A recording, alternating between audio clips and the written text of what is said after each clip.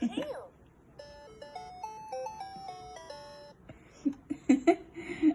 Oranje. Geel. Groen.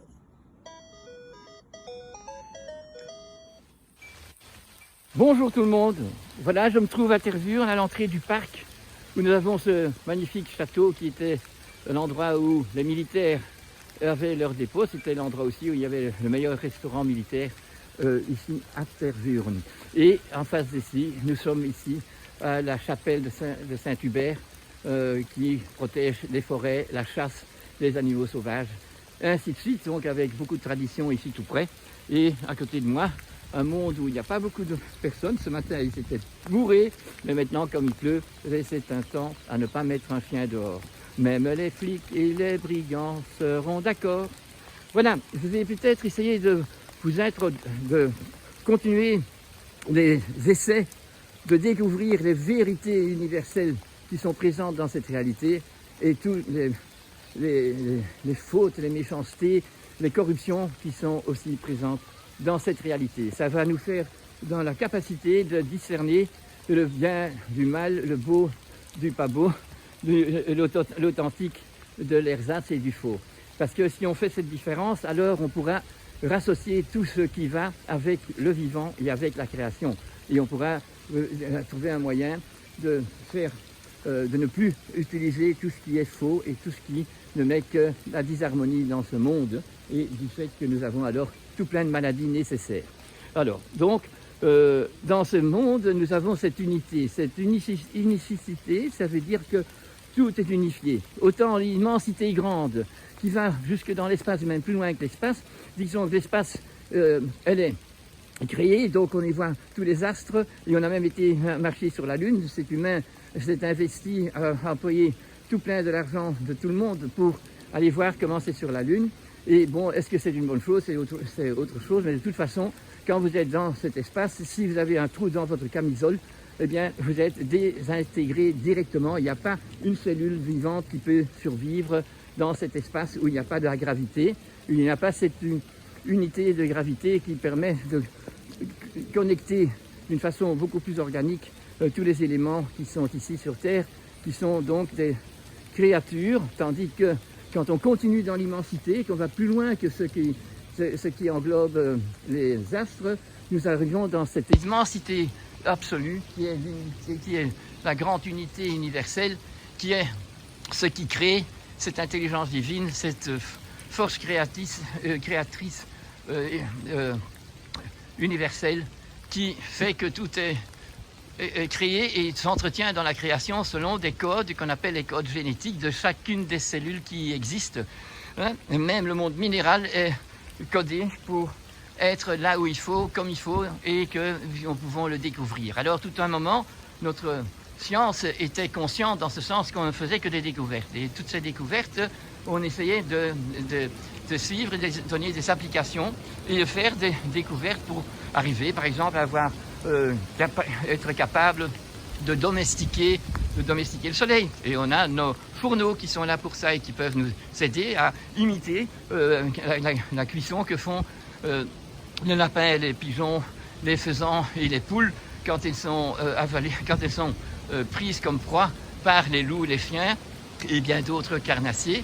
Et bien tout ça amène que nous avons pu imiter la nature et nous avons fait des découvertes qui sont saines parce qu'elles continuent dans une unité avec la création, et donc nous n'avons pas de pollution. Tant qu'on avait le cheval, c'était superbe parce que on devait se remettre à jour tous les jours. C'était un recyclage continu. Il y avait tout le travail d'anachement à entretenir, avoir son foin, sa paille, avoir ses écuries bien faites, justement pour que le cheval puisse s'y épanouir et travailler avec nous sur le chemin de l'humanité. Donc c'est grâce au cheval que nous avons découvert le monde, que nous avons pu aller partout. Il n'y avait pas d'obstacle. Dès qu'on a arrêté le cheval, si on a fait des découvertes qui étaient le moteur et que nous avons commencé justement à utiliser des engins de toute grande force pour aller chercher un paquet de cigarettes à 200 mètres. Donc nous avons bien montré que l'humain peut très vite dévier du bon sens commun, de l'évidence, et arriver à ce qu'on est arrivé aujourd'hui, une pollution incroyable. Donc dans cette immensité de grandeur, nous arrivons de plus en plus loin dans ce qu'il y a dans la transparence entre mon appareil et cette chapelle. Et dans cette transparence, nous sommes ici dans le créé, mais tout plein de choses qui sont créées ne sont pas visibles. Elles sont immensement petites, c'est infiniment petit, de telle façon qu'elles ne sont pas visibles. Mais grâce à beaucoup de techniques et de capacités que l'homme a mis sur Terre, dans sa science, nous pouvons voir des microbes, nous pouvons voir des parasites qui sont tout petits, nous pouvons voir des virus et des exosomes, parce que nous pouvons agrandir ces choses avec des instruments qui nous permettent donc de constater comment serait une colibacille ou comment serait un virus. Enfin, au moins une séquence de RNA ou de DNA que contiennent le virus. Donc on peut mettre en lumière, on peut mettre en visibilité, grâce à des techniques, des choses qu'on ne verrait pas. Mais encore plus loin que ce qui est tout petit et invisible, mais qui est créé, il y a ce qui est incréé, ça veut dire qui n'existe pas en soi, mais qui fait que l'existence est possible et que dans cette transparence, il y a la transcendance, il y a les messages constants de création et d'entretien de la création, d'envoyer les messages pour savoir comment faire quand c'est l'automne, quand c'est l'hiver. Tout ça est gratuitement mis sur la Terre et donc voilà. Cet immensément petit nous mène donc de nouveau, comme l'immensement grand, à cette éternité, à cette intelligence divine, à cette force créatrice qui est présente dans tout ce qui vit. Alors quand on regarde ce qui est créé, on connaît l'unité la plus petite qui est vivante, c'est la bactérie, c'est une cellule unique, donc il y a une membrane qui est séparée, si vous voulez, du monde extérieur par sa membrane qui est sa signature, son état, son être, son code génétique qui va, grâce à la membrane, pouvoir filtrer ce qui va être absorbé par l'air, par la matière, et qui va donc servir, selon le code génétique, à métaboliser d'une certaine façon, et les excédents, enfin ce qui doit repartir est aussi mesuré et mis en marche par cette création. Et ainsi, en étudiant tout ça, nous allons comprendre le pourquoi telle bactérie vient et le pourquoi, avec les mauvais antibiotiques qu'on a aujourd'hui, nous pouvons combattre les bactéries, mais pas encore les virus. Parce qu'eux ne sont pas encore vraiment vivants, parce qu'ils doivent être pénétrés dans une cellule, et cette cellule doit avoir une perte d'immunité, une perte d'intégrité, afin que le virus y pénètre et s'y multiplie. Donc il y a toujours cause et effet, et tout est en connexion. Tout est en connexion, mes amis. Tout est en connexion. Et donc, si on a mal à son gros orteil, eh bien, c'est tout le corps entier qui participe et qui est solidaire avec cet orteil qui fait mal. Et c'est pour ça que ce sera donc tout à fait fou d'aller mettre un produit qui va faire comme si mon orteil ne fait pas mal. Mais je vais trouver, quand je suis encore toutes les traditions qui existent, des moyens très biologiques qui ne sont pas toxiques, qui vont me permettre de découvrir comment aider à mon orteil de s'intégrer dans l'unité de mon corps. Donc toujours retrouver ce principe signature de chaque être vivant, de chaque organe qui est vivant, parce que chaque organe aussi a une membrane qui met que tout ce qui est dans cette membrane répond au code génétique du foie, du rein, du pancréas, et tout ça, c'est tellement bien fait que je ne dois pas le savoir, le corps le sait et va agir selon ce qu'on lui donne. Alors si on lui donne à manger et à boire des choses qui sont saines, eh bien il s'arrangera pour garder l'unicité, à faire les recyclages nécessaires, c'est gratuit. Mais si on donne des choses qui sont passées à ultra haute température, des choses qui n'ont plus leur vitalité, des vitamines C qui sortent de l'industrie, sortent du labo, qui sont donc totalement morts, sans l'énergie vitale, donc sans force éthérique, sans force astrale quand c'est de l'animal, eh bien tout ce qu'on prend à ce moment-là va nous provoquer des maladies. Des maladies parce que la possibilité de faire le home cleaning, de nettoyer les corps, n'est possible que quand on a des toxines qui sont naturelles et qui sont saines. Hein? Mais, donc si vous avez couru, vous avez fait de l'acide lactique énorme, eh bien votre corps a trouvé tous les trucs pour faire partir cet acide lactique et vous n'aurez pas de raideur parce que vous êtes en bonne santé, vous mangez bien, vous pensez bien, vous bougez bien. Mais alors si, même en faisant des choses avec des bonnes choses, mais qu'on n'est pas psychologiquement dans le bon, eh bien, on aura des effets donc de psychosomatiques qui font qu'au lieu que ça vaille bien, ça ne va pas bien.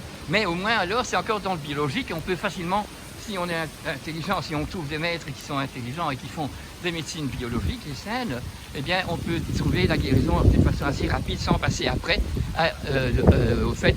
Donc, nous comprenons que les home cleaning, donc toutes les maladies physiologiques, sont des nettoyages du corps qui doivent être faits circadiennement, donc tous les jours, pour garder la bonne santé. Et si nous ne le sommes pas tout à fait bien, ben, nous aurons des maladies infectieuses, des maladies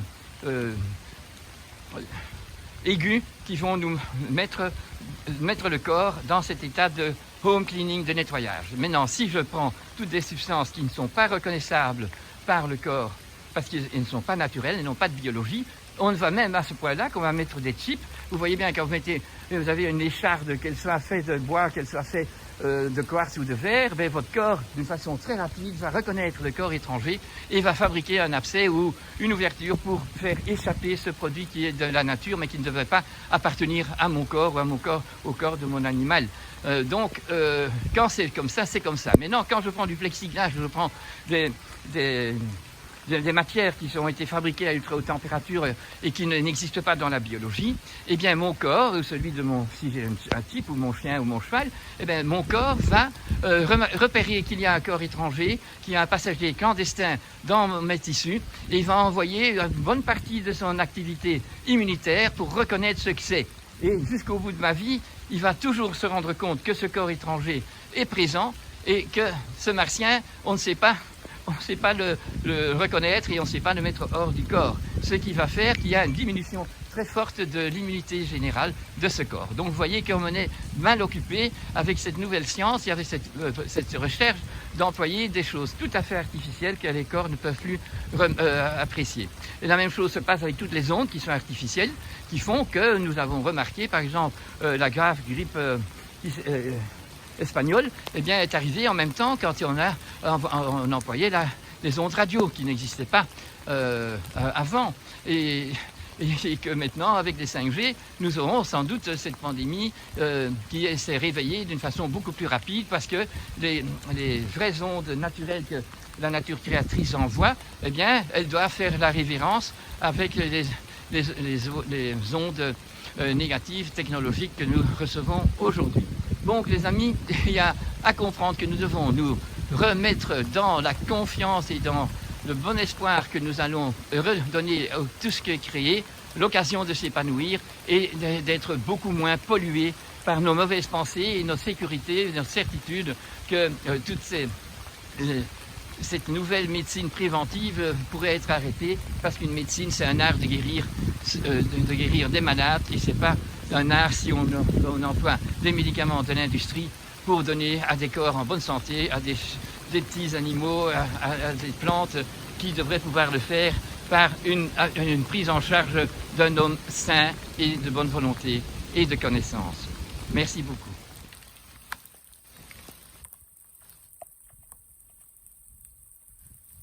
Et voilà, je vais vous faire un petit récapitulatif visuel de ce que j'ai essayé de vous apprendre. Donc, la vie et la nature. Nous avons mis dans ce cercle bleu ce qui est visible dans là où nous habitons, où nous sommes des humains, qui avons les 5 organes de perception qu'ont les grands mammifères également.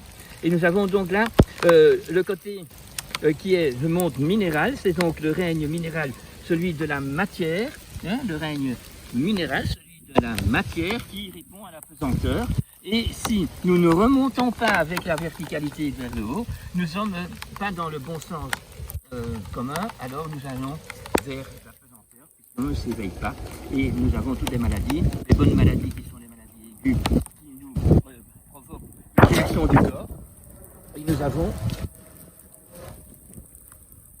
donc, dans ce monde, dans le triangle central, j'essaye de vous montrer le monde vivant, visible. Et en fait, c'est dans le trapèze qu'on a le vrai visible. Parce que en bas, nous avons le règne végétal qui parvient à rendre vivant des matières qui se trouvent dans le règne minéral, et qui est vital, mais qui n'est pas vivant. Et dans le règne végétal, donc, nous avons la possibilité de mettre en marche la verticalité du monde minéral qui est, je vous l'ai déjà dit, vital mais pas vivant, et le règne végétal met en marche la vie. Et donc après viendra l'animal, et donc le règne végétal va devenir le règne végétatif dans le monde animal. Et puis nous avons donc dans le règne animal, nous avons l'instinct qui dirige. Dans le monde végétal, la vie est dirigée par l'acte végétatif qui est automatique, métabolique, physiologique, et un acte plutôt obligé.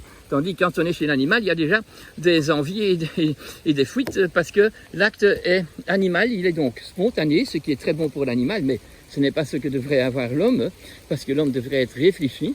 Il y a des actes qui sont toujours utiles et juste guidés par la création. Nous avons donc des choses qui sont réglées, qui recyclent tout le temps, mais il y a déjà le monde affectif. Alors quand nous arrivons chez l'homme, nous sortons de ce qui est naturel pour l'animal, parce que nous sommes des animaux, mais nous avons la capacité de rentrer en contact avec l'esprit, avec cet univers de la création, de l'intelligence créatrice, cette intelligence, cette force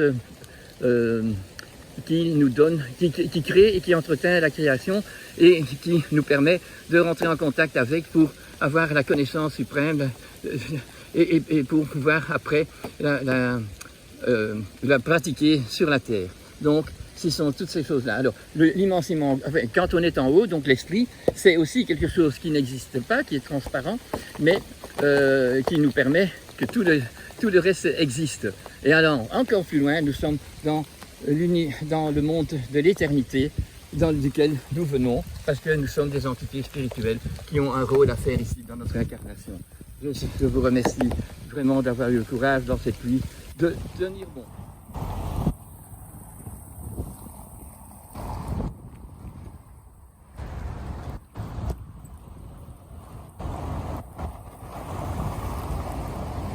Notre belle église. On prépare Noël aussi ici.